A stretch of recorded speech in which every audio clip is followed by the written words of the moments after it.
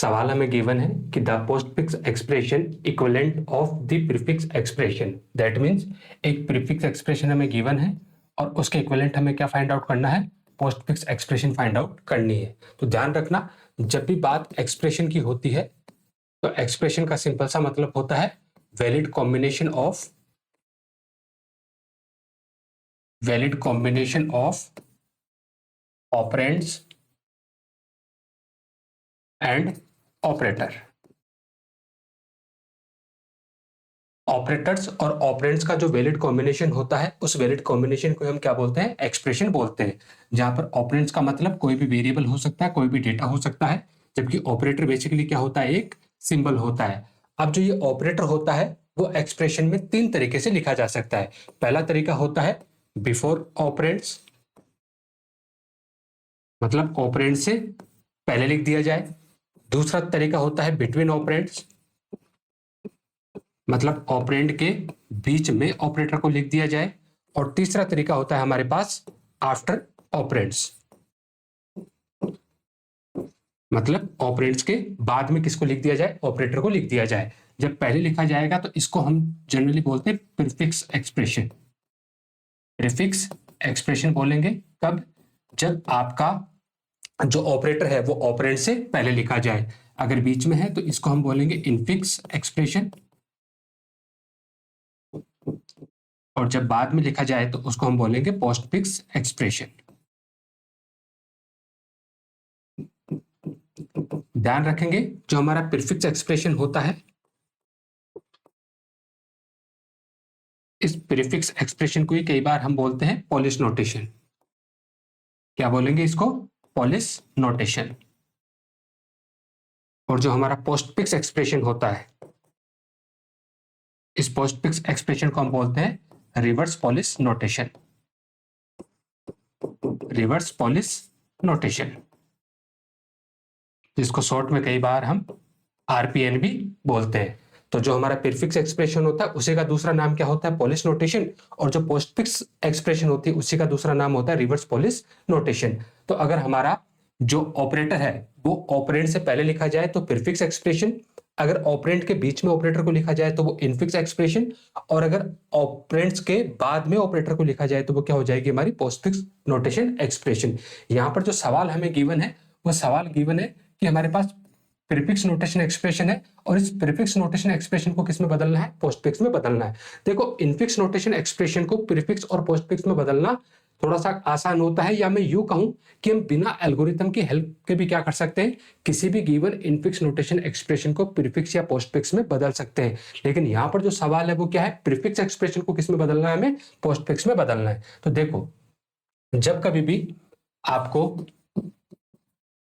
Prefix notation expression को postfix में बदलना पड़े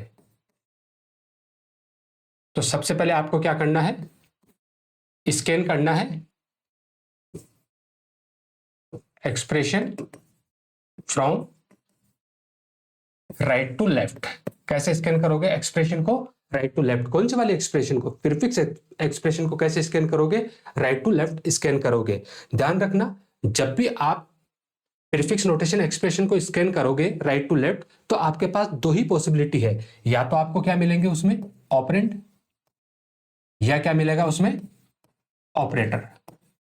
ब्रैकेट आपको कभी भी देखने को नहीं मिलेंगे।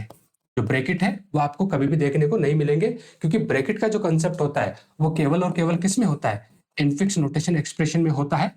प्रीफिक्स और पोस्टफिक्स नोटेशन एक्सप्रेशन में कभी भी ब्रैकेट का कोई रोल नहीं होता है, या मैं यूं कहूं कि यहां पर किसी भी ऑपरेटर की हाई प्रायोरिटी करने के लिए हमें ब्रैकेट की रिक्वायरमेंट नहीं होती है। तो जब आप किसी भी प्रीफिक्स एक्सप्रेशन को स्कैन करोगे तो दो ही पॉसिबिलिटी है आपके पास, या तो आपको क्या मिलेगा, ऑपरेंड्स मिलेगा, या फिर आपको क्या मिलेगा, ऑपरेटर मिलेगा। तो आपने प्रीफिक्स नोटेशन एक्सप्रेशन को स्कैन किया कैसे, फ्रॉम राइट टू लेफ्ट, और जब स्कैन किया तो पॉसिबिलिटी है कि आपको क्या मिला हो, ऑपरेंड मिला हो। जब आपको ऑपरेंड मिला है तो सिंपली क्या करना है, इसको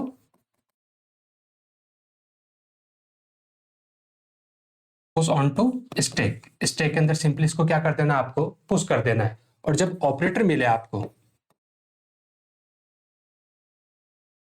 then pop top two element. From stack.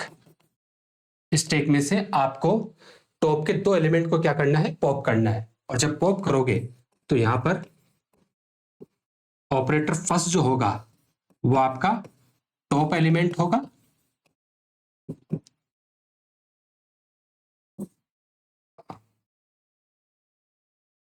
Sorry,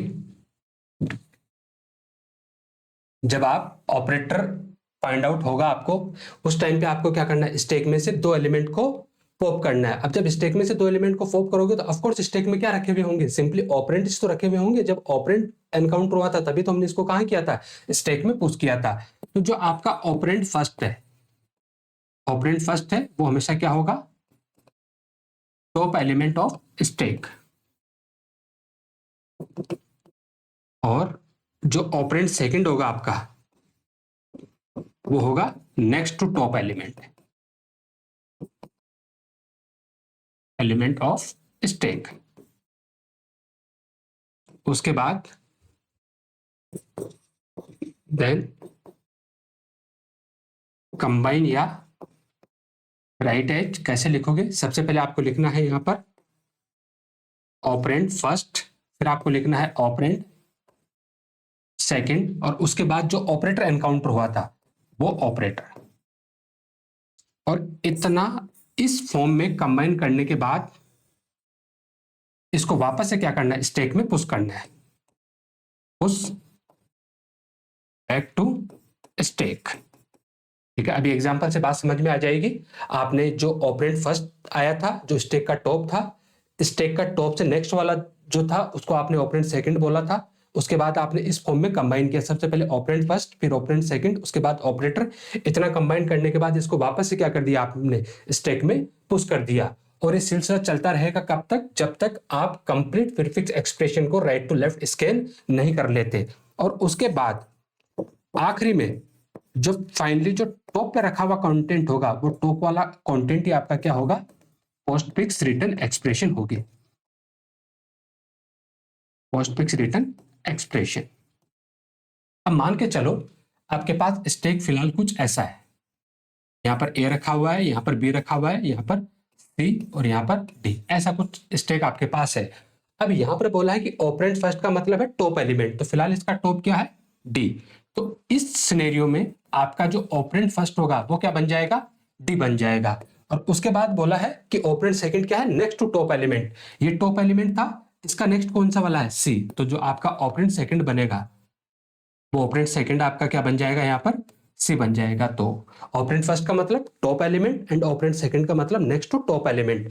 उसके बाद इसको कैसे कंबाइन करना है, operand first operand second, operand first D, operand second C. और मान के चलो कि एक ऑपरेटर एनकाउंटर हुआ था मल्टीप्लीकेशन, तो ये इस तरीके से इस फॉर्म में कंबाइन किया। और इस फॉर्म में कंबाइन करने के बाद वापस से क्या करो, आपको स्टैक में इसको क्या कर देना है, पुश कर देना है। बस यही वाला सिलसिला चलता रहेगा कब तक, जब तक आप प्रीफिक्स नोटेशन एक्सप्रेशन को complete right to left scan नहीं कर लेते। और इतना करने के बाद आखिरी में जो आपके स्टैक के टॉप पे रखा हुआ होगा उसे आप क्या बोलोगे, यहां पर पोस्टफिक्स रिटर्न एक्सप्रेशन बोलोगे। तो एक बार हम एक्सप्रेशन को देखते हैं कि एक्सप्रेशन क्या है हमारे पास। एक्सप्रेशन है multiplication plus A B, expression है हमारे पास multiplication plus A B minus C D,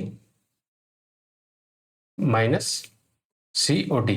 कैसी एक्सप्रेशन है ये, प्रीफिक्स नोटेशन एक्सप्रेशन। और हमें क्या फाइंड आउट करना है इसका, पोस्टफिक्स रिटर्न एक्सप्रेशन। तो सबसे पहले हमें क्या चाहिए, एक स्टैक हमें चाहिए होगा, तो ये स्टैक हमने लिया। क्या करना है, हमें इसको राइट टू लेफ्ट स्कैन करना है। तो राइट टू लेफ्ट स्कैन किया तो सबसे पहले क्या मिला हमें, डी। डी क्या है, ऑपरेटर है कि ऑपरेंड, तो आपका जवाब होगा ये ऑपरेंड है। तो ऑपरेंड है तो इसको एज इट इज क्या कर दीजिए, स्टैक में पुश कर दीजिए। तो स्टैक में पुश किया, अगेन आपने स्कैन किया, सी मिला, ऑपरेंड है, स्टैक में पुश कर दिया। फिर माइनस मिला आपको, माइनस क्या है यहाँ पर, एक ऑपरेटर। और जब ऑपरेटर है तो यहां पर ऑपरेंड वन क्या हो जाएगा, टॉप एलिमेंट। टॉप एलिमेंट क्या है यहाँ पर, सी। एंड ऑपरेंड सेकंड क्या हो जाएगा यहाँ पर, next to top element, that means D. तो यहां से तो आपने इनको क्या कर लिया होगा, पॉप कर लिया होगा।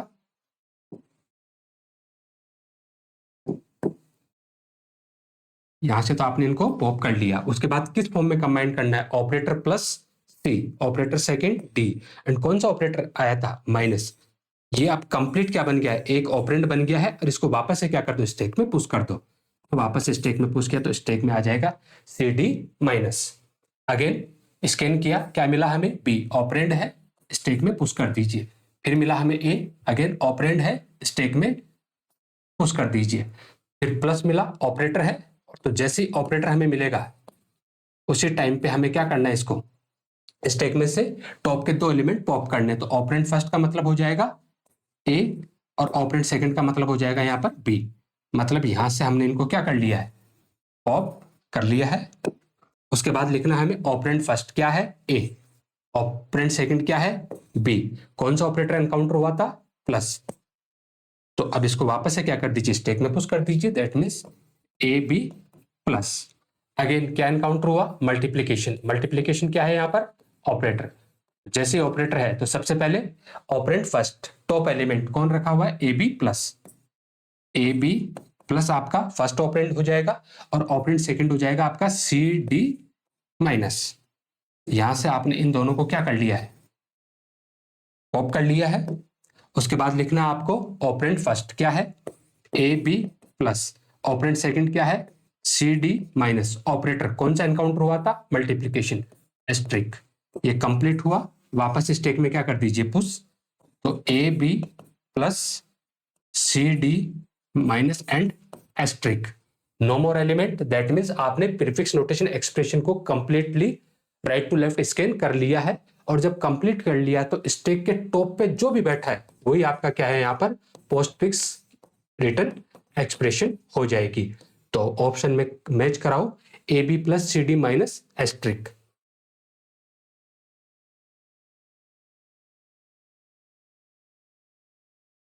ए B plus C D minus asterisk, yes, option A जो है वो आपका क्या हो जाएगा, यहाँ पर करेक्ट आंसर हो जाएगा। तो इस तरीके से हम क्या कर सकते हैं, किसी भी गिवन प्रीफिक्स नोटेशन एक्सप्रेशन को पोस्टफिक्स में कन्वर्ट कर सकते हैं। अगले सवाल की तरफ चलते हैं। अगला सवाल है हमारे पास, which data structure is use for implementing recursion. मतलब रिकर्जन को इंप्लीमेंट करने के लिए इनमें से कौन से डेटा स्ट्रक्चर को यूज किया जाता है। तो जब भी बात रिकर्जन की आएगी तो रिकर्जन का सिंपल सा मतलब होता है ए फंक्शन कॉलिंग इटसेल्फ। एक फंक्शन क्या कर रहा है, अपने आप को ही बार बार कॉल कर रहा है। कब तक कॉल कर रहा होता है, जब तक कि उसको उसका बेस केस नहीं मिल जाता। और बेस केस रिकर्जन के केस में वो वाला केस होता है जहां पर जाकर फंक्शन को अपने आप को बार बार कॉल करने से क्या करना होता है, हमें रोकना होता है। तो एक फंक्शन है जो अपने आप को क्या कर रहा है, बार बार कॉल कर रहा है। जब एक फंक्शन अपने आप को बार बार कॉल करेगा तो उस केस में उस फंक्शन के रिगार्डिंग कुछ पैरामीटर की वैल्यू होगी, कुछ पैरामीटर की वैल्यू होगी। इसके अलावा कुछ उसके लोकल वेरिएबल भी हो सकते हैं, लोकल वेरिएबल की वैल्यू होगी। और जो कुछ वो वैल्यू रिटर्न करेगा तो कुछ यहाँ पर रिटर्न वैल्यू भी हो सकती है। इन सब सारी चीजों को एक जगह हमें क्या करना पड़ेगा, स्टोर करके रखना पड़ेगा। और इन सबको एक जगह स्टोर करना और प्रॉपर तरीके से मैनेज करने के लिए हम किसका यूज करते हैं, स्टैक का यूज करते हैं। कौन से डेटा स्ट्रक्चर का यूज करते हैं, हम स्टैक डेटा स्ट्रक्चर का यूज करते हैं। या मैं यूं कहूं कि जब जब फंक्शन कॉलिंग स्टेटमेंट एनकाउंटर होता है तब तब उस केस में हर एक फंक्शन के लिए क्या क्रिएट होता है, एक स्टैक फ्रेम क्रिएट होता है। क्या क्रिएट होता है, एक स्टैक फ्रेम यहाँ पर क्रिएट होगा। और जैसे ही उस फंक्शन का रिटर्न स्टेटमेंट एनकाउंटर होता है उसी टाइम पे उस स्टैक फ्रेम को क्या कर लिया जाता है, स्टैक में से पॉप कर लिया जाता है। तो जब आपके पास रिकर्सन है, एक फंक्शन बार बार अपने आप को क्या कर रहा है, कॉल कर रहा है, तो हर बार क्या होगा, जैसे जैसे वो कॉल करेगा हर एक फंक्शन के लिए स्टैक फ्रेम क्या होता जाएगा, क्रिएट होता जाएगा। अब रिकर्सन के केस में क्या होता है कि जो फंक्शन सबसे आखिरी में कॉल हुआ है वो सबसे पहले वैल्यू क्या करेगा, रिटर्न करेगा। तो उस केस में जो फंक्शन सबसे आखिरी में कॉल हुआ था वो सबसे पहले क्या हो जाएगा, यहां से रिटर्न वैल्यू करेगा। दैट मीन सबसे आखिरी, सबसे पहले वो क्या होगा, पॉप होगा। और इस फंक्शनलिटी को सपोर्ट करने के लिए कौन सा डेटा स्ट्रक्चर काम में लिया जाता है, स्टैक, क्योंकि इसका प्रिंसिपल जो होता है वो लीफ ऑफ प्रिंसिपल होता है। या मैं यूं कहूं कि जहां कहीं पर भी आपको रिवर्स ऑर्डर को कहीं पर भी इंपॉर्टेंस देनी होती है उस केस में आप किसका यूज करते हो, स्टैक डेटा स्ट्रक्चर का यूज करते हो। तो क्यों नहीं, लिंक लिस्ट नहीं, तो कौन से डेटा स्ट्रक्चर को यूज किया जाएगा, यहाँ पर स्टैक डेटा स्ट्रक्चर को यूज किया जाएगा। किसके लिए, जब आप रिकर्सन को इंप्लीमेंट करने वाले होते हो तब। अगला सवाल है, stack can be implemented using, मतलब कि स्टैक है आपके पास और इस स्टैक को आपको क्या करना है, प्रैक्टिकली इंप्लीमेंट करना है। तो हमें पता है कि स्टैक को प्रैक्टिकली इंप्लीमेंट करने के दो तरीके होते हैं हमारे पास। पहला होता है कि हम इसको किसके थ्रू इंप्लीमेंट करें, एरे के थ्रू इंप्लीमेंट करें, और एरे के थ्रू जब हम स्टैक को इंप्लीमेंट करते हैं तो इसको हम बोलते हैं स्टैटिक रिप्रेजेंटेशन। क्या बोलेंगे हम इसको, स्टैटिक रिप्रेजेंटेशन बोलते हैं। और दूसरा जो तरीका होता है किसी भी स्टैक को प्रैक्टिकली इंप्लीमेंट करने का, वो होता है हमारे पास लिंक लिस्ट। हमें पता है कि लिंक लिस्ट जो होता है हमारा डायनेमिक डेटा स्ट्रक्चर होता है, दैट मीन्स इसके थ्रू डायनेमिक रिप्रेजेंटेशन होगा। तो स्टैक को अगर हमें प्रैक्टिकली इंप्लीमेंट करना है तो हम एरे और लिंक लिस्ट का यूज करेंगे। देखो ऑप्शन में कहीं एरे और लिंक लिस्ट है क्या, yes, array and binary tree नहीं, बाइनरी ट्री तो खुद लिंक लिस्ट पे डिपेंड होता है। एरे एंड ग्राफ नहीं, graph and tree no, that means none of these. क्योंकि स्टैक को प्रैक्टिकली इंप्लीमेंट करने के लिए दो डेटा स्ट्रक्चर का यूज किया जाएगा, सबसे पहला एरे और दूसरा लिंक लिस्ट। एरे के थ्रू जब भी रिप्रेजेंटेशन होता है वो स्टैटिक होता है, मतलब उस केस में हमें एरे की साइज क्या करना होता है, पहले बतानी होती है। या मैं यूं कहूं कि during execution of the program कभी भी यहाँ पर स्टैक की साइज ग्रो नहीं कर सकती, जबकि लिंक लिस्ट के थ्रू रिप्रेजेंटेशन करते हैं तो उस केस में हम स्टैक को during execution of the program grow और श्रिंक उसको हम करवा सकते हैं।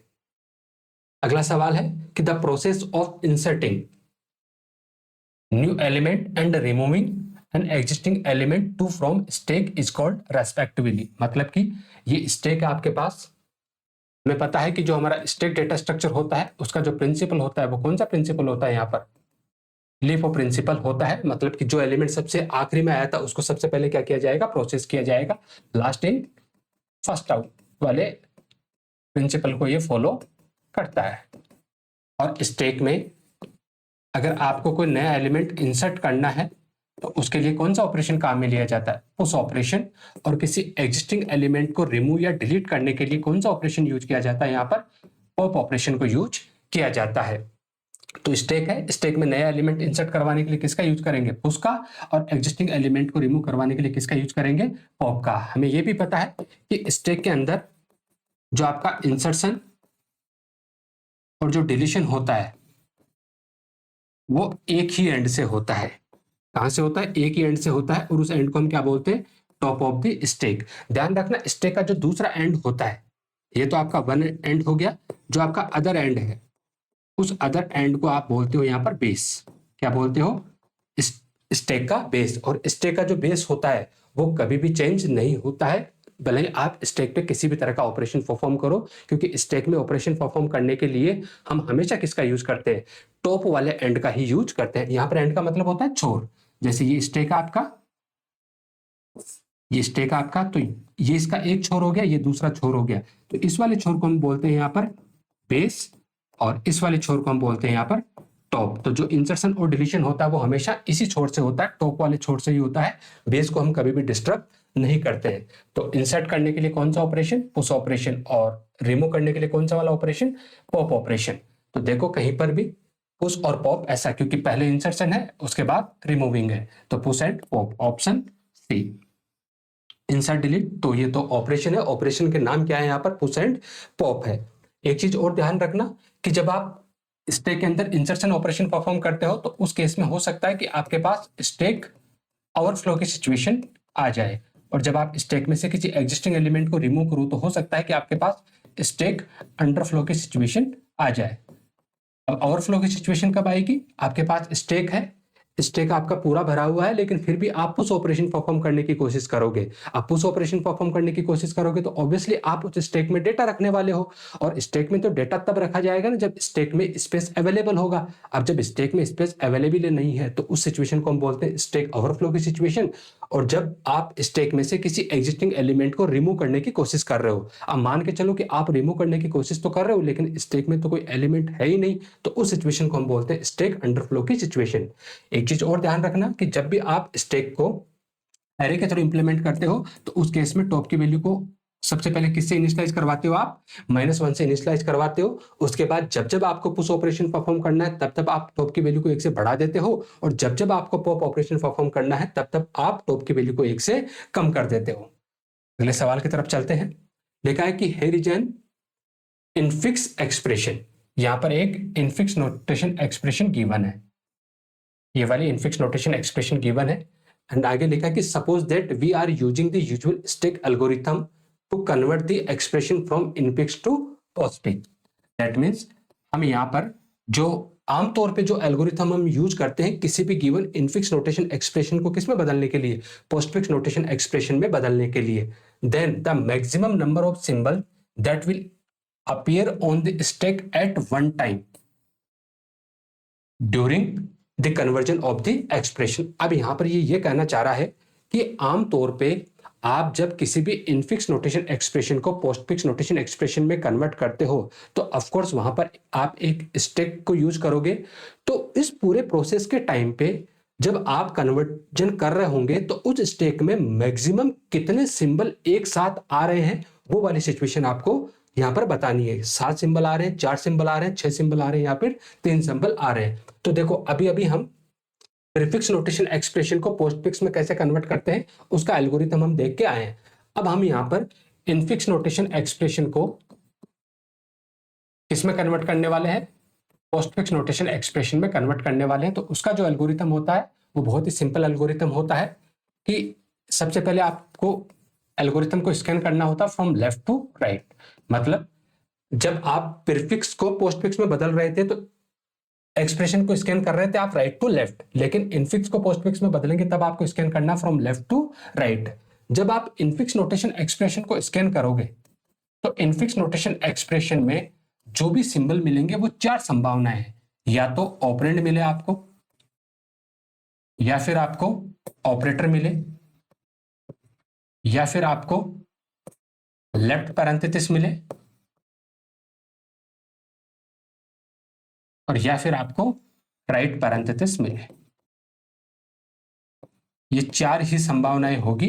कब? जब आप किसी भी गिवन इनफिक्स नोटेशन एक्सप्रेशन को स्कैन करोगे। या तो स्कैन करते टाइम पे ऑपरेंड मिलेगा, ऑपरेंड नहीं मिला तो ऑपरेटर मिलेगा, ऑपरेटर नहीं मिला तो लेफ्ट पैरेंथेसिस मिलेगा, और लेफ्ट पैरेंथेसिस नहीं मिला तो फिर आपको राइट पैरेंथेसिस मिलेगा। तो ध्यान रखना जब भी आप इनफिक्स नोटेशन एक्सप्रेशन को स्कैन कर रहे हो और अगर आपको ऑपरेंड एनकाउंटर होता है, क्या एनकाउंटर होता है? ऑपरेंड। जब ऑपरेंड एनकाउंटर होता है तो इसको सिंपली क्या करते हैं हम? पोस्टफिक्स एक्सप्रेशन में ऐड कर देते हैं। मतलब इसको स्टैक की तरफ नहीं लेके जाते हैं। किसको? ऑपरेंड को। जब ऑपरेटर आपको मिलता है तो उस केस में आपको क्या करना होता है? स्टैक में जाके देखना होता है जो ऑपरेटर मिला है उस ऑपरेटर की प्रायोरिटी के बराबर या हायर प्रेसिडेंस के जितने भी ऑपरेटर स्टैक में अवेलेबल है उन सबको पॉप करना होता है और पोस्टफिक्स एक्सप्रेशन में ऐड करना होता है। और जो ऑपरेटर अभी भी आपने स्कैन किया है उसको हमेशा हम क्या करते हैं? स्टैक में पुश करते हैं। अगर हमें लेफ्ट पैरेंथेसिस मिला है तो उस केस में लेफ्ट पैरेंथेसिस हमेशा स्टैक में जाके क्या होगा? पुश होगा। और अगर हमें राइट पैरेंथेसिस मिला है तो उस केस में हमें स्टैक के एलिमेंट को तब तक पॉप करना होता है जब तक हमें लेफ्ट पैरेंथेसिस नहीं मिल जाता। उसके बाद लेफ्ट और राइट पैरेंथेसिस दोनों को ही हमें क्या करना होता है? इग्नोर करना होता है। तो अब देखते हैं एक बार कि क्या सिनेरियो बनेगा यहां पर। देखो स्कैन किया लेफ्ट टू राइट, और स्कैनिंग के टाइम पे अगर लेफ्ट पैरेंथेसिस मिलता है, क्या मिलता है हमें? लेफ्ट पैरेंथेसिस मतलब ये वाला सिंबल मिलता है तो सिंपली क्या करना है? Push on to stack. Stack के अंदर इसको क्या करना है? पुश करना है। अगर हमें ऑपरेंड मिलता है तो उस केस में add it to postfix expression P. एक पी नाम की कोई एक्सप्रेशन हमने बनाई होगी उसके अंदर उसको सिंपली क्या कर देंगे? हम ऐड कर देंगे। ऑपरेंड को कभी भी हम स्टैक में नहीं लेके जाएंगे। कब? जब हम इनफिक्स नोटेशन एक्सप्रेशन को किस में बदल रहे हैं? पोस्टफिक्स में। अगर ऑपरेटर मिला है, क्या मिला है? ऑपरेटर, तो उस केस में पॉप करेंगे higher and same priority operator from stack. And add to P. And last में जो सिंबल जो ऑपरेटर हमने किया था उस ऑपरेटर को हमें क्या करना होता है, पुश ऑन टू स्टैक। ठीक है, बात आई समझ में। अगर ऑपरेटर मिला है तो हमें क्या करना है, स्टैक में से जो ऑपरेटर अभी अभी हमने मिला है उससे हायर प्रेसिडेंस या सेम प्रेसिडेंस के जितने भी ऑपरेटर है सबको क्या करना है, हमें वन बाय वन करके पॉप करना है और पी के अंदर ऐड करना है। पी मतलब जो पोस्टफिक्स एक्सप्रेशन है, और जो ऑपरेटर अभी अभी हमने स्कैन किया उसको हमें हमेशा क्या करना होता है, स्टैक में पुश करना होता है। और अगर राइट पैरेंथेसिस मिल जाए, क्या हो, अगर राइट पैरेंथेसिस मिल जाए तो उस केस में हमें क्या करना होता है, पॉप एलिमेंट फ्रॉम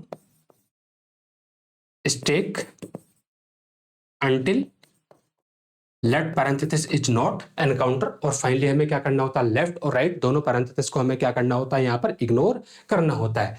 अब यहां पर एक्सप्रेशन गिवन है और देखते हैं एक्सप्रेशन क्या है हमारे पास, a plus B multiply bracket c multiply d minus e and bracket close. तो सबसे पहले हमें क्या चाहिए होगा, एक तो हमें स्टैक चाहिए होगा,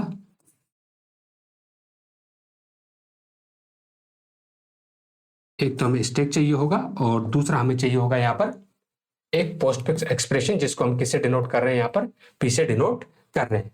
पूछा क्या है कि पूरे एंटायर प्रोसेस के टाइम पे स्टैक में किस टाइम पे सबसे ज्यादा मैक्सिमम नंबर ऑफ एलिमेंट आके रखे हैं। तो देखो सबसे पहले क्या है, ए क्या है यहां पर, तो आप कहोगे कि ए यहां पर है ऑपरेंड, और जब ऑपरेंड है तो इसको एज इट इज क्या कर दीजिए, पी में ऐड कर दीजिए। फिर क्या मिला हमें, प्लस। जैसे प्लस मिला, प्लस क्या है, ऑपरेटर। तो देखो स्टैक में कोई ऑपरेटर है क्या, नहीं। अगर स्टैक में ऑपरेटर होते तो फिर हम ये चेक करते कि उन ऑपरेटर की प्रायोरिटी इस प्लस से ज्यादा है या बराबर है। अब फिलहाल कोई ऑपरेटर है ही नहीं, तो उस केस में प्लस को हमें क्या करना है, स्टैक में सिंपली पुश कर देना है। उसके बाद बी ऑपरेंड है, इसको पी में क्या कर दीजिए, ऐड कर दीजिए। उसके बाद क्या मिला हमें, मल्टीप्लीकेशन। क्या है, ऑपरेटर। देखो स्टैक में कोई ऑपरेटर है क्या, तो आपका जवाब होगा यस, स्टैक में ऑपरेटर है।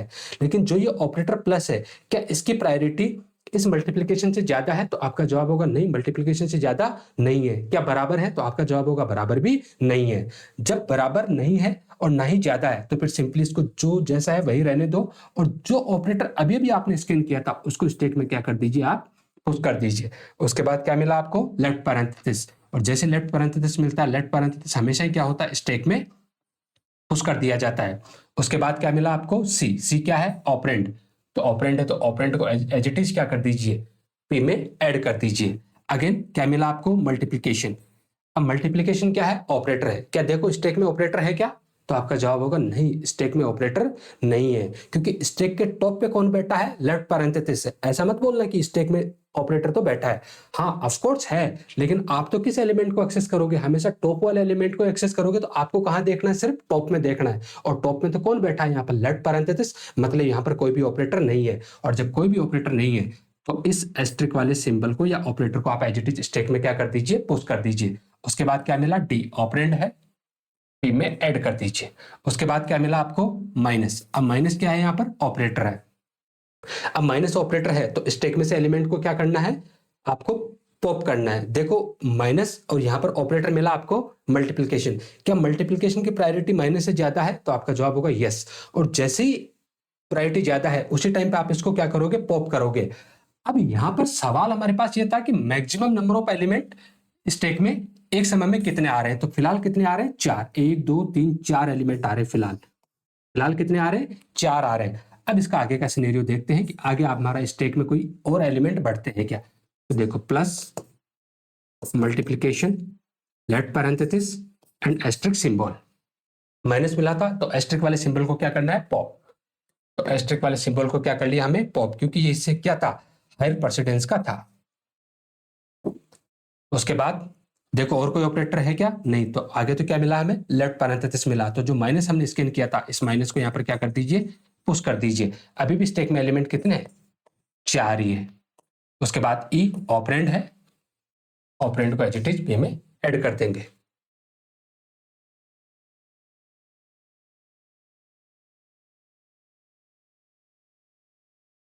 ठीक है, अब राइट पैरेंथेसिस मिला, तो जैसे राइट पैरेंथेसिस मिला उसके बाद हमें क्या करना है, जब तक लेफ्ट पैरेंथेसिस नहीं मिल जाता तब तक हमें एलिमेंट को क्या करना होता है, पॉप करना होता है। तो मैंने इसको पॉप किया, उसके बाद इसको इग्नोर किया, नो मोर एलिमेंट, तो फाइनली स्टैक को क्या कर लेंगे, हम पॉप कर लेंगे और यहाँ पर प्लस को लिख देंगे। तो एक समय में मैक्सिमम एलिमेंट यहाँ पर कितने आ रहे हैं, तो 4 से ज्यादा एलिमेंट स्टैक में कभी भी नहीं आए, तो देखो ऑप्शन में यस, ऑप्शन बी जो है वो यहाँ पर आपका क्या हो जाएगा, राइट आंसर हो जाएगा। अगला सवाल है, if the sequence of operation perform on a stack the sequence of popped values are, मतलब कि एक स्टैक है, इस स्टैक पे आप सीक्वेंस ऑफ ऑपरेशन परफॉर्म कर रहे हो और उसके बाद आप ये पूछ रहे हो कि पॉप्ड आइटम की सीक्वेंस यहां पर क्या रहने वाली है। तो ये स्टैक आपके पास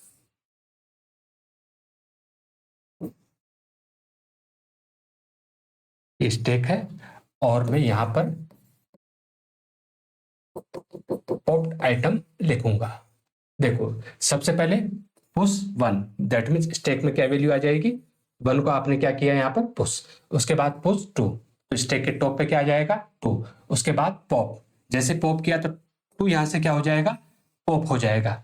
उसके बाद आपने पुश किया 1, तो स्टैक के टॉप में क्या आ जाएगा, 1 आ जाएगा। फिर आपने क्या किया, पुश किया किसको, 2 को, तो यहाँ पर क्या आ जाएगा 2। फिर आपने क्या किया, पॉप, तो टॉप वाले एलिमेंट को पॉप किया तो यहां से पॉप हो गया। फिर आपने क्या किया, पॉप, तो फिर यहां से क्या आ जाएगा 1। फिर आपने क्या किया, पॉप, तो फिर यहां से क्या आ जाएगा 1। फिर आपने क्या किया, पुश, तो स्टैक में वैल्यू क्या चली जाएगी 2। फिर आपने क्या किया, पॉप, तो 2 यहां से क्या हो जाएगा, पॉप हो जाएगा। स्टैक सीक्वेंस क्या है, 2 2 1 1 2, 2 2 1 1 2, यस, ऑप्शन ए जो है वही आपका क्या हो जाएगा, यहाँ पर करेक्ट आंसर हो जाएगा।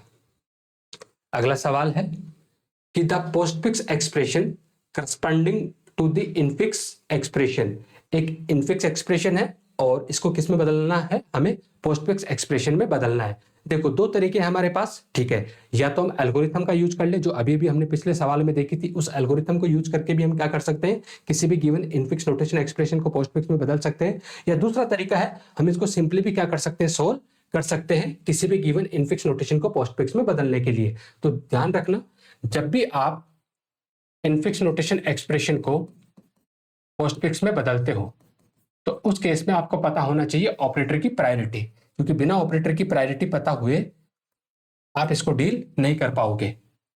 तो यहां पर जो आपका एक्सपोनेंशियल होता है, जिसको आप पावर भी बोलते हो, उसकी जो प्रायोरिटी होती है वो हमेशा क्या होती है, 1 नंबर पे होती है। उसके बाद आता है आपका डिवीजन और मल्टीप्लीकेशन, आपका डिवीजन एंड मल्टीप्लीकेशन, इनकी जो प्रायोरिटी होती है वो आती है आपकी 2nd नंबर पे। फिर एडिशन और सब्ट्रैक्शन, एडिशन एंड सब्ट्रैक्शन की जो प्रायोरिटी आती है वो आती है आपकी 3rd नंबर पे। तो बात ये समझ में आई कि किसी एक्सप्रेशन में अगर ये पांचों हैं तो सबसे पहले कौन से सोल्व होंगे, आपका एक्सपोनेंशियल या पावर जो है वो सबसे पहले सोल्व होगा, उसके बाद आपका डिवीजन और मल्टीप्लिकेशन सोल्व होगा, उसके बाद आपका एडिशन और सब्ट्रैक्शन सोल्व होगा। लेकिन सवाल ये उठता है कि जब आपका एक्सपोनेंशियल 1 से ज्यादा बार आ जाए, या आपका डिवीजन या मल्टीप्लिकेशन दोनों साथ आ जाए, या फिर आपका एडिशन और सब्ट्रैक्शन क्या हो जाए, दोनों साथ आ जाए, तो होता क्या है कि जब सेम प्रायोरिटी के ऑपरेटर एक साथ आते हैं तो उस केस में हम कौन सी वाली प्रॉपर्टी को काम में लेते हैं, एसोसिएटिविटी प्रॉपर्टी को काम में लेते हैं। और एसोसिएटिविटी का सिंपल सा मतलब होता है कि आप किस डायरेक्शन से आप उन ऑपरेटर को क्या करोगे, सोल्व करोगे। तो जो आपका पावर वाला जो ऑपरेटर होता है उसकी जो एसोसिएटिविटी होती है वो होती है राइट टू लेफ्ट। कैसी होती है, राइट टू लेफ्ट। और बाकी जो ये चारों आपके मल्टीप्लिकेशन, डिवीजन एंड एडिशन और सब्ट्रैक्शन, इनकी जो एसोसिएटिविटी होती है वो होती है कैसी, लेफ्ट टू राइट।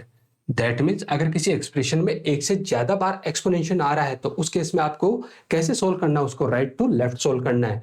और अगर किसी एक्सप्रेशन में मल्टीप्लिकेशन और डिवीजन दोनों साथ आ रहे हैं, या 2 बार मल्टीप्लिकेशन आ रहा है या 2 बार डिवीजन आ रहा है, तो उस केस में जो लेफ्ट में पहले मिल जाए उसे सोल्व करेंगे। और ये सेम काम हम किसके साथ करने वाले हैं, यहाँ पर एडिशन और सब्ट्रैक्शन के साथ करने वाले हैं। तो अब हम इस इनफिक्स और नोटेशन एक्सप्रेशन को किसमें बदल सकते हैं, पोस्टफिक्स में। तो देखो एक्सप्रेशन गिवन है हमें a plus p multiply by c minus D exponential E exponential F. तो देखो ये 2 बार आ रहा है, तो सबसे पहले कौन से वाले को सोल्व करेंगे हम? यहां से राइट वाले को सोल्व करेंगे। तो राइट वाले को सोल्व करेंगे तो ये ई एक्सपोनेंशियल एफ को सबसे पहले सोल्व किया जाएगा। हमें पता है कि जो हमारा पोस्टफिक्स एक्सप्रेशन होता है, पोस्टफिक्स में जो हमारा ऑपरेटर आता है वो ऑपरेंड के बाद में आता है। तो सबसे पहले यहाँ ऑपरेंड लिखा जाता है और उसके बाद क्या लिखा जाएगा? आपका ऑपरेटर लिखा जाएगा। तो इसका मतलब ये हुआ कि इसको हम इस तरीके से लिख सकते हैं, a plus B multiply C minus D exponential E F exponential. अब एक चीज ध्यान रखना, एक बार सोल्व होने के बाद अब ये कंप्लीट एक ऑपरेंड बन जाता है। क्या बन जाएगा? ये कंप्लीट एक ऑपरेंड। तो अब ई एफ और एक्सपोनेंशियल जब कभी भी ऑपरेंड की बात आएगी तो ये कंप्लीट अब एक ऑपरेंड कहलाएगा। क्लियर है बात? ये सोल्व हो चुका है और सोल्व होने के बाद वो कंप्लीट क्या बन जाता है? ऑपरेंड बन जाता है। उसके बाद प्रायोरिटी किसकी जाता है? Again exponential. तो आप लिखोगे a plus B multiply C minus, सबसे पहले पहला ऑपरेंड क्या है? d। उसके बाद दूसरा ऑपरेंड क्या है? ई एफ एक्सपोनेंशियल। ये आपका दूसरा ऑपरेंड और ऑपरेटर क्या है आपका? एक्सपोनेंशियल। इसका मतलब ये हुआ कि ये अब इतना सोल्व होने के बाद ये कंप्लीट क्या बन चुका? अब एक ऑपरेंड बन चुका है। अब आपके पास 3 ऑपरेटर बचे हैं, एडिशन, सब्ट्रैक्शन और एडिशन, मल्टीप्लिकेशन और सब्ट्रैक्शन। अब इनमें प्रायोरिटी ज्यादा किसकी है? तो आप कहोगे कि मल्टीप्लिकेशन की प्रायोरिटी ज्यादा है। तो मल्टीप्लिकेशन की प्रायोरिटी ज्यादा है तो आप कैसे सोल्व करोगे? ए प्लस पहला ऑपरेंड क्या है? बी, दूसरा ऑपरेंड क्या है? सी, ऑपरेटर क्या है? एस्ट्रिक। मतलब ये अब पूरा सोल्व होके एक ऑपरेंड बन गया है, minus D E F double time exponential. ये तो ऑलरेडी पहले ही एक ऑपरेंड बन चुका है। अब एक आपके पास एडिशन है, एक सब्ट्रैक्शन है। अब एडिशन और सब्ट्रैक्शन की जो प्रायोरिटी है वो इक्वल है, तो उस केस में प्रेफरेंस किसको मिलेगी? एसोसिएटिविटी को। और इनकी एसोसिएटिविटी कैसे होती है? From left to right. तो लेफ्ट टू राइट स्कैन करेंगे तो सबसे पहले क्या मिला हमें? एडिशन। तो पहला ऑपरेंड क्या है? ए, दूसरा ऑपरेंड क्या है? बी सी एस्ट्रिक, ऑपरेटर क्या है? प्लस। अब ये पूरा सोल्व हो गया, एक ऑपरेंड बन गया, minus D E F and double exponential. ये ऑलरेडी हमारे पास क्या था? पूरा ऑपरेंड था।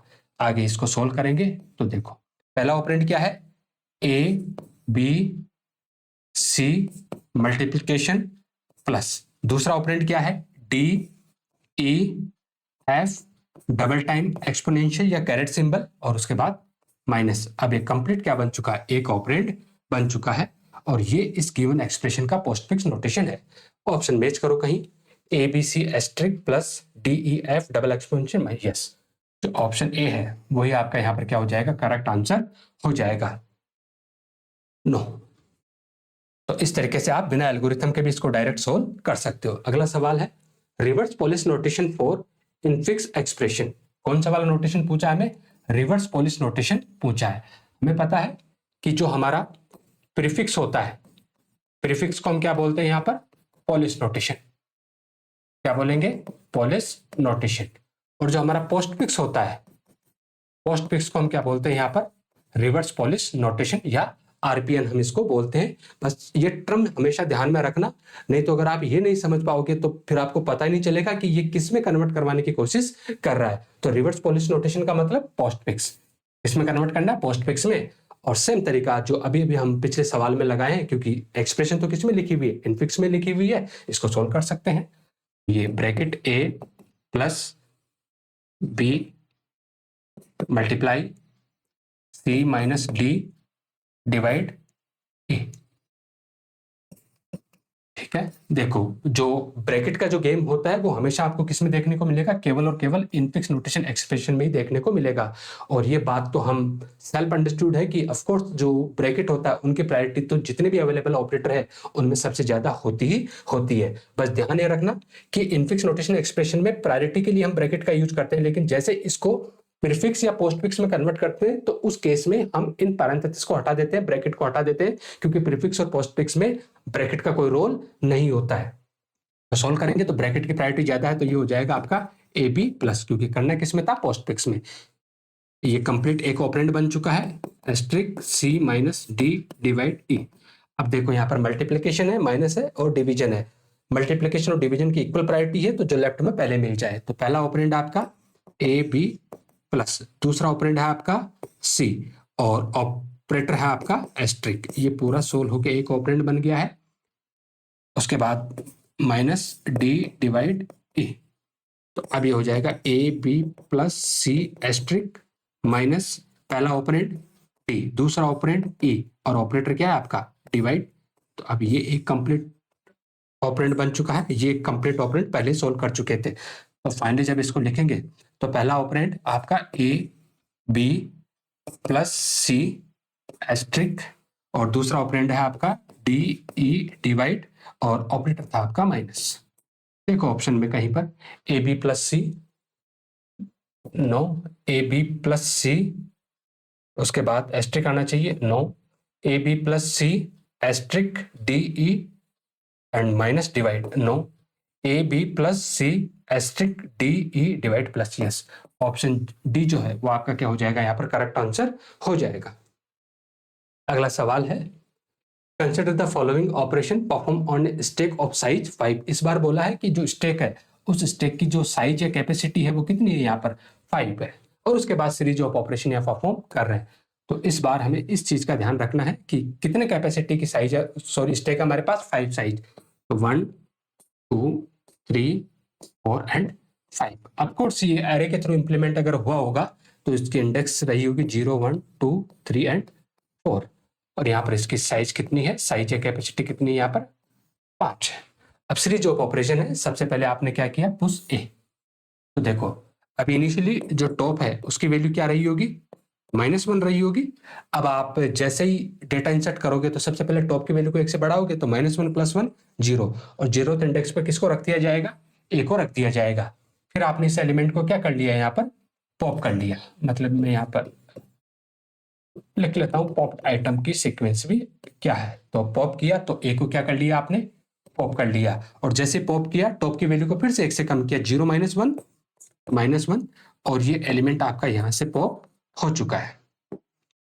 अगला ऑपरेशन है आपने किया पुश बी, तो टॉप की वैल्यू क्या हो जाएगी 0, और यहाँ पर बी को पुश कर दिया। फिर आपने क्या किया पुश सी, तो टॉप की वैल्यू फिर 1 से बढ़ के 1, फर्स्ट पे क्या आ जाएगा आपका सी आ जाएगा। फिर आपने पॉप किया, तो जैसे पॉप किया तो पॉप आइटम आपका सी हो जाएगा, और टॉप की वैल्यू 1 से कम होकर क्या हो जाएगी 0, और यहां से आपने सी को पॉप कर लिया। फिर आपने क्या किया पुश डी, तो टॉप की वैल्यू 1 से बढ़ के 1 हो जाएगी, और यहां पर डी आ जाएगा। अगेन आपने पॉप किया तो टॉप की वैल्यू 1 से कम होगी, 0 हो जाएगी, डी को आपने यहां पर पॉप कर लिया, और डी यहां से आपका हट जाएगा। उसके बाद अगेन आपने पॉप किया है, तो आपने पॉप किया है तो इस बार पॉप आइटम जो है वो आपका बी हो जाएगा, और टॉप की वैल्यू 1 से कम होके -1 हो जाएगी, मतलब आपका स्टेक क्या हो गया है, एम्प्टी हो गया है। फिर आपने क्या किया पुश ए को पुश किया है, तो -1 + 1 0, और 0th इंडेक्स पे क्या चला जाएगा आपका ई चला जाएगा। तो आखिरी में टॉप की वैल्यू 0 है और एक एलिमेंट स्टेक में रखा हुआ है। अब पूछा है कि which of the following statement is correct, underflow अकर।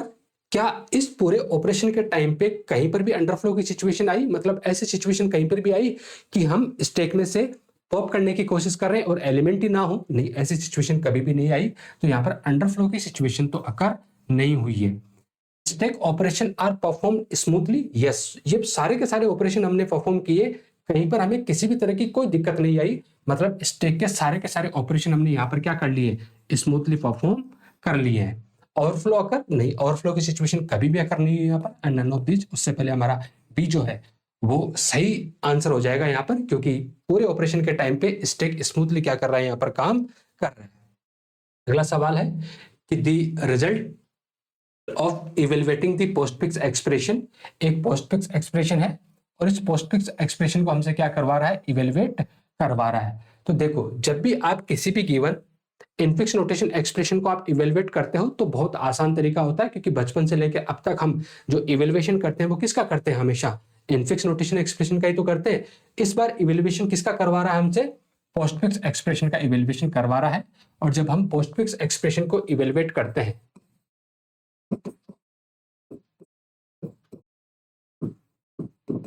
तो पोस्टफिक्स एक्सप्रेशन को इवेलुएट करने का हमारे पास क्या होता है, एक एल्गोरिथम होता है। क्या होगा हमारे पास, एक एल्गोरिथम होता है, मतलब एक प्रोसीजर होता है। और वो प्रोसीजर सिंपल सा होता है, क्योंकि जब आप किसी भी पोस्टफिक्स एक्सप्रेशन को इवेलुएट करोगे तो पोस्टफिक्स एक्सप्रेशन में दो ही तो चीजें मिलेगी, या तो ऑपरेटर मिलेगा या ऑपरेंड मिलेगा। इसके अलावा तो कुछ मिल ही नहीं सकता, क्योंकि प्रीफिक्स और पोस्टफिक्स की यही तो खास बात है कि उस एक्सप्रेशन में या तो ऑपरेटर देखने को मिलता है या फिर ऑपरेंड देखने को मिलता है। तो हमें क्या चाहिए होगा, यहाँ पर एक स्टैक चाहिए होगा। क्या चाहिए होगा, स्टैक। और जो ये स्टैक होगा वो किसको होल्ड करेगा यहाँ पर, तो स्टैक होल्ड करेगा आपको यहाँ पर ऑपरेंड को। किसको होल्ड करेगा, ऑपरेंड को होल्ड करेगा। इसका मतलब ये हुआ कि जब जब हमें यहाँ पर कोई भी ऑपरेंड मिलेगा उस ऑपरेंड को हम कहाँ रख देंगे, स्टैक में रख देंगे। और जब जब हमें कोई ऑपरेटर मिलेगा उस टाइम पे हमें क्या करना है, स्टैक में से दो टॉप के दो एलिमेंट को पॉप करना होता है। मैं लिख देता हूं, इफ, शॉर्ट में लिख देता हूं, अगर ऑपरेंड मिलता है तो उस केस में push it on to stack, simply stack में क्या कर दीजिए, इसको पुश कर दीजिए। और अगर ऑपरेटर मिलता है तो उस केस में आपको क्या करना है, पॉप टॉप टू एलिमेंट, तो एलिमेंट आपको क्या करने हैं, पॉप करने हैं, जहां पर ऑपरेंड 1 का मतलब होगा टॉप एलिमेंट और ऑपरेंड 2 का मतलब होगा next to top element, next to top element. और उसके बाद जो जरूरी चीज जो आपको ध्यान में रखनी है वो ये ध्यान में रखनी है कि आपको ऑपरेशन इस तरीके से परफॉर्म करना है, ऑपरेंड टू ऑपरेटर ऑपरेंड 1। मतलब उस एक्सप्रेशन को जब आप इवेलुएट करोगे तो ये इवेल्युएशन ऐसे होगा, इवेल्युएशन होगा वो ऐसे होगा, सबसे पहले ऑपरेंड 2, उनके बीच में ऑपरेटर आएगा और उसके बाद ऑपरेंड 1 लिखा जाएगा, जहां पर ऑपरेंड 1 का मतलब क्या है, स्टैक का टॉप एलिमेंट, और ऑपरेंड 2 का मतलब क्या है, नेक्स्ट टू टॉप एलिमेंट। और इतना करने के बाद जो रिजल्ट आएगा उस बैक टू स्टैक, इसको वापस से क्या करेंगे हम, स्टैक में पुश कर देंगे। ऑफ कोर्स जो स्कैनिंग होगी वो यहाँ पर कैसी होगी, लेफ्ट टू राइट स्कैनिंग होगी, किसकी, पोस्टफिक्स रिटर्न एक्सप्रेशन की। और एक बार जब आप कंप्लीट एक्सप्रेशन को स्कैन कर लोगे तो उस स्टैक के आखिरी में जो टॉप पे रखा हुआ होगा वही आपका क्या हो जाएगा, इस पूरी की पूरी पोस्टफिक्स रिटर्न एक्सप्रेशन का फाइनल रिजल्ट हो जाएगा। तो हमने यहाँ पर एक स्टैक ले लिया, ये स्टैक लिया, यहां पर ऑपरेंड 1 एंड ऑपरेंड सेकंड। देखो स्कैनिंग की लेफ्ट टू राइट, सबसे पहले क्या मिला 10, स्टैक में क्या किया, पुश, उसके बाद ऑपरेंड, स्टैक में क्या किया, पुश, उसके बाद प्लस क्या है, ऑपरेटर। तो हमें जो ऑपरेटर मिला है फिलहाल, वो ऑपरेटर कौन सा वाला मिला है, हमें प्लस ऑपरेटर मिला है। तो हमें क्या करना है, ऑपरेटर मिलते ही स्टैक के दो एलिमेंट को पॉप करना है।